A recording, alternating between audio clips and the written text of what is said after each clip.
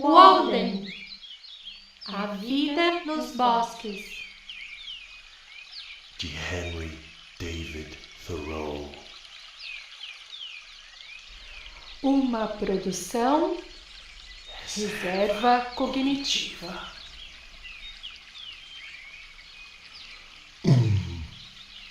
Economia.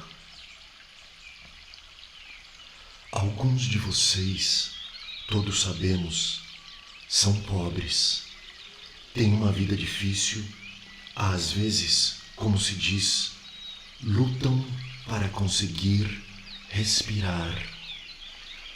Não tenho dúvida de que alguns de vocês que estão lendo este livro não conseguiriam pagar por todos os jantares que efetivamente comeram, ou pelos casacos e sapatos que se gastam depressa ou que já estão desgastados.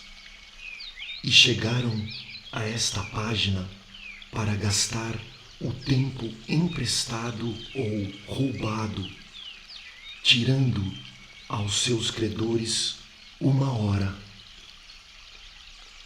É muito evidente o tipo de vida mesquinha e furtiva que muitos de vocês levam, pois minha visão tem se aguçado com a experiência, sempre no limite, tentando fazer negócios e se livrar das dívidas, antigo lamaçal que os latinos chamavam de aes alienum, cobre alheio, pois algumas dessas moedas eram feitas de cobre. Ainda vivos e morrendo e enterrados por todo esse cobre alheio. Sempre prometendo pagar amanhã e morrendo hoje, insolventes, bajulando em busca de favor, de patronos, por 1000 maneiras, evitando apenas infrações que levem à penitenciária estadual, mentindo, paparicando, votando de acordo, contraindo-se até caber dentro de uma casca de civilidade ou rarefazendo-se em uma atmosfera de fina e vaporosa generosidade, de modo a convencer seu vizinho a deixar que você lhe faça os sapatos, o chapéu, o casaco ou o frete, ou que você importe mantimentos para ele, se fazendo de doente a fim de conseguir juntar o suficiente para quando vier a doença, algo enfiado em uma velha cômoda, ou estocado atrás do gesso da parede, ou ainda mais seguro, nos cofres dos bancos. Não importa onde, não importa se muito ou pouco. Às vezes me pergunto como somos capazes de tamanha, ouso dizer, frivolidade, a ponto de lidar com a grosseira, mas algo estrangeira forma de servidão, chamada de escravidão negra, enquanto há tantos senhores astutos e sutis que escravizam tanto ao norte como ao sul. É ruim ter um capataz sulista, é pior ter um nortista, mas pior que tudo isso é quando se é feitor de si mesmo. E ainda falam da divindade no homem. Vejo o carreteiro na estrada, diuturnamente a caminho da feira. Será que alguma divindade se agita dentro dele? Sendo seus mais elevados deveres dar de comer e beber aos cavalos. O que é para ele seu destino, se comparado ao lucro do frete? Ele não trabalha para o coronel metido a sebo? Quão divinal, quão imortal ele é, afinal? Veja como ele se acovarda e se esgueira, como vagamente sente medo o dia inteiro, não sendo imortal nem divino, mas escravo e prisioneiro da opinião que tem de si mesmo, fama que conquistou pelos próprios feitos. A opinião pública é uma tirana branda se comparada à opinião particular que tem de si. O que o homem pensa de si mesmo, eis o que determina, ou antes indica, sua sina. A emancipação de si mesmo, até nas províncias das Índias ocidentais da fantasia e da imaginação.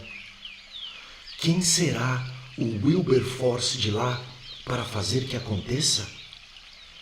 Pense também nas damas da terra, bordando suas almofadas que nunca terminam, para não transparecerem um interesse imaturo em seu próprio destino. Como se fosse possível matar o tempo sem ferir a eternidade. A massa dos homens leva uma vida de desespero calado. O que se chama de resignação é a desesperança crônica. Você sai da cidade desesperada e encontra o interior desesperado e tem de se consolar com a bravura das martas e dos ratos almiscarados. Existe um desespero estereotipado e inconsciente, escondido até mesmo por baixo dos chamados jogos e divertimentos da humanidade. Não há nenhuma diversão nisso, pois a diversão só vem depois do dever. Mas é uma característica da sabedoria não fazer coisas desesperadas. Quando consideramos qual, para usar as palavras do catecismo, é a principal finalidade do homem, e quais são as verdadeiras necessidades e os verdadeiros meios de vida, parece que os homens escolheram deliberadamente a vida em comum, pois a preferiram a qualquer outro tipo de vida. E, no entanto, eles acreditam honestamente que não existe outra escolha. Porém, naturezas alertas e saudáveis lembram que o sol já raiou. Nunca é tarde demais para abandonar os preconceitos. Nenhuma linha de pensamento ou conduta, por mais antiga que seja, é confiável sem prova. O que todo mundo reproduz ou deixa passar subentendido como verdadeiro, hoje, pode se revelar falso amanhã, mera bruma de opiniões, que alguém julgou ser uma nuvem que haveria de espalhar uma chuva fertilizante em seus campos. O que os antigos diziam ser impossível, você experimenta e descobre que é possível. Aos velhos, as velharias, aos novos, as novidades. Houve um tempo em que os antigos não sabiam nem manter o fogo aceso. Os novos põem lenha seca embaixo de uma chaleira e dão a volta no globo com a velocidade dos pássaros, no qual os antigos, como se diz, não sobreviveriam. O velho não é melhor nem tão qualificado como instrutor quanto o jovem, pois não lucrou mais do que perdeu. É possível quase duvidar que o mais sábio dos homens tenha aprendido qualquer coisa absolutamente valiosa com a vida. Na prática, os velhos não têm nenhum conselho muito importante a dar aos jovens, pois sua experiência foi tão parcial, suas vidas fracassaram tão miseravelmente por motivos particulares, como só eles devem saber. E ainda que lhes tenha sobrado alguma fé que desminta a experiência, estão simplesmente menos jovens. Vivi 30 e poucos anos neste planeta e ainda estou para ouvir a primeira sílaba de um conselho valioso, ou mesmo sincero, das pessoas mais velhas que eu. Nunca me disseram nada e provavelmente não seriam capazes de me dizer nada que prestasse. Eis aqui a vida, um experimento em grande medida jamais tentado por mim, mas de nada me adianta que eles tenham tentado. Se tive alguma experiência que considero valiosa, tenho certeza de que meus mentores nunca me disseram nada sobre ela. Um sitiante me diz: não se pode viver só de verdura, pois elas não fornecem o que é preciso para fazer os ossos. E religiosamente ele devota parte do dia a fornecer a seu sistema a matéria-prima dos ossos, caminhando enquanto fala atrás dos bois, que com ossos feitos de verdura puxam a ele e seu arado para a frente, a despeito de todos os obstáculos. Algumas coisas são realmente necessidades vitais em alguns círculos, os mais desamparados e enfermiços, e noutros círculos são meros luxos, e noutros ainda totalmente desconhecidas. Para algumas pessoas, é como se todo o território da vida humana já tivesse sido percorrido por seus predecessores, montanhas e vales, e eles teriam cuidado de tudo.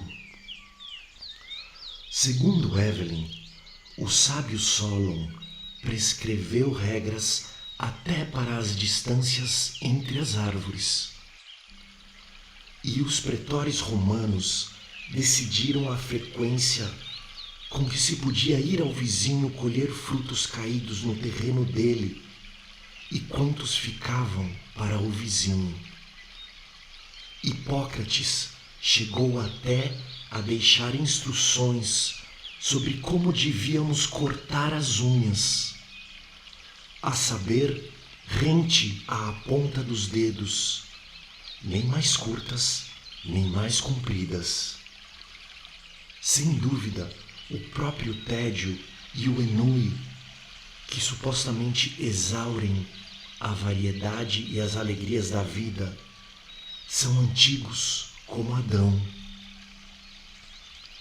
Mas as capacidades do homem nunca foram medidas.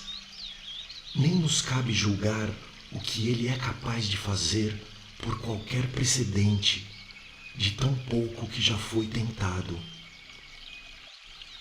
Quaisquer que tenham sido os teus fracassos até aqui, não te aflijas, minha criança, pois quem atribuirá a ti o que deixaste por fazer?